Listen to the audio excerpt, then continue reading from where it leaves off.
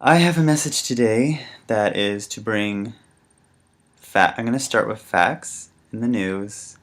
This is something I've talked about in the past, but unfortunately, I'm sorry to say, I don't know if it's because of 2012 or I don't necessarily believe into all that fear-mongering hype, but let's get to the point. The digital currency I have talked about in McDonald's in Europe, are slowly getting rid of cash. It is now upon us. It is now upon us. Digital money. Sounds crazy? Well, unfortunately, as I heard on the radio last night, it is now here, at least in Canada. The Royal Canadian Mint, this is from the Toronto Star. If you type in Royal Canadian Mint to create digital currency, or just type in Royal Canadian Mint digital in your favorite search engine. The Royal Canadian Mint wants to get rid of pocket change and is enlisting hacker types for help. Less than a week after the government announced the penny's impending death, or they wanted to get rid of the penny in Canada, the Mint quietly unveiled its digital currency called MintChip. Still the research and development phase, MintChip will ultimately let people pay each other directly using smartphones, USB sticks, computers, tablets, and clouds. The digital currency will be anonymous. Yeah, right. You believe that? And good for small or do you feel that? Forget belief. Do you feel that's true? And good for small transactions, just like cash. And by the way, the old-fashioned prize, sold gold wafers and coins are worth about $50,000, is what they claim. Now, I'm not an expert in gold and silver, but let's just talk about this. Gold and silver, yeah, they may have some value right now, and you may think, okay, just, buy that up. But eventually, that is not going to be worth anything either. And I'm sure they'll trade. This is most likely what will happen. They will ask you can trade it in for this digital currency, and you will get, a good amount of digital currency.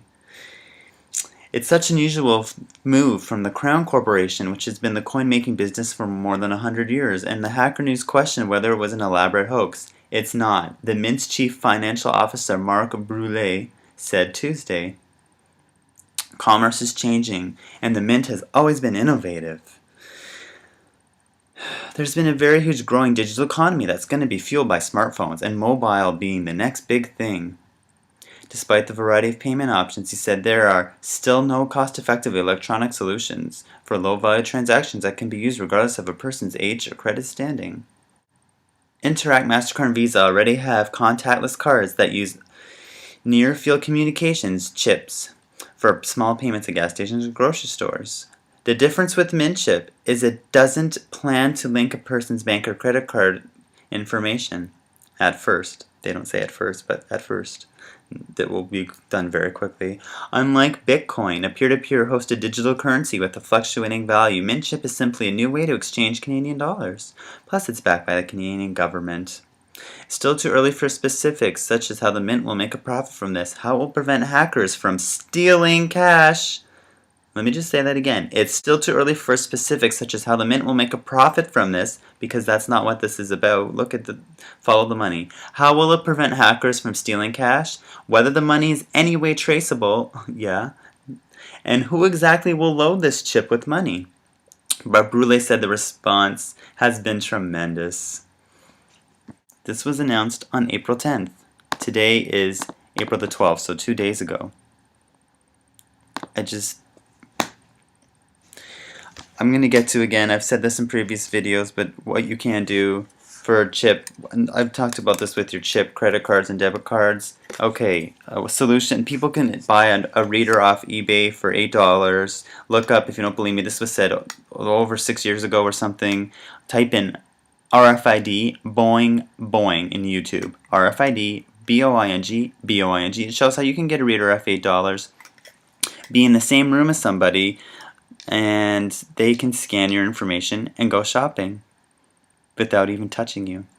They can do the same thing. Look up Passport in RFID San Francisco, where a guy, he shows you, ethical hacker, their name is Chris Paget, I believe, and he goes around San Francisco in a a van or a car, and he's able to get a lot of people's information from their passport without having touched them, just driving around. But anyway, so here's some solutions you can do.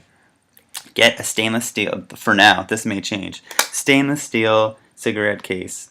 Mine I got off like $7 to $10 off eBay. You open it. Eventually you're not going to have cash anyway. You're going to have to have cards, and again, anyway.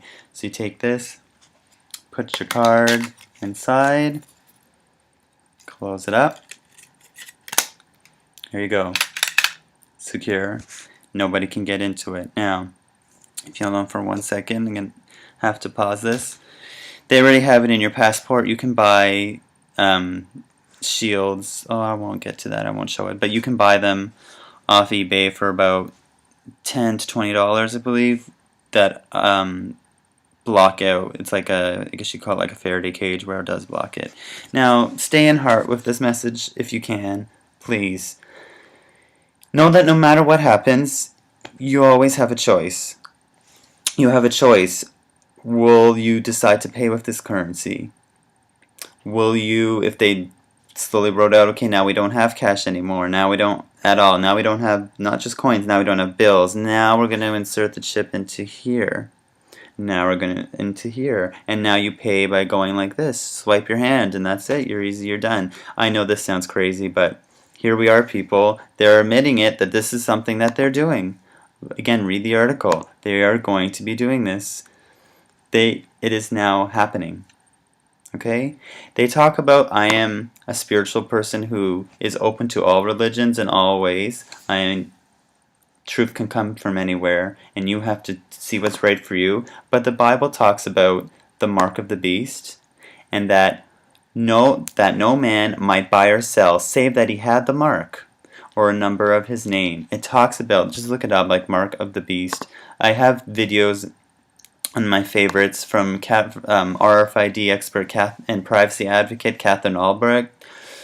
It's time now to look into these people, to prepare yourself that you have the choice to resist this. You have the choice to know that to stay in heart and to really align yourself to what really matters to you in life right now. Is it things? Is it people? Is it like just questions you might want to ask yourself? If they, again, this is being introduced, this paying with your smartphone, paying with a tablet, paying with a USB thing where they track everything you're doing. If they now say you now have to get a chip to buy things, are you going to agree? I am not, and I can honestly say I am not going. They will not put a chip in my hand. I know most people, of course, at first, people will say no way. I'm not doing that, right? If they don't like you, they can turn it in your digital currency. They can just push the erase button, you're gone. Cash, they can't do that. Just be prepared that you may have people who turn against you, who may not support you. Faith and hope and just staying with your heart can move mountains, and I mean that in the most miraculous way, in ways that we don't even know with the mind, because the mind can't always understand things when you go beyond your mind. But speaking in real terms, you may be living in a sort of on the fringes of society, and it may seem dark at times, but I think that in the end you will triumph.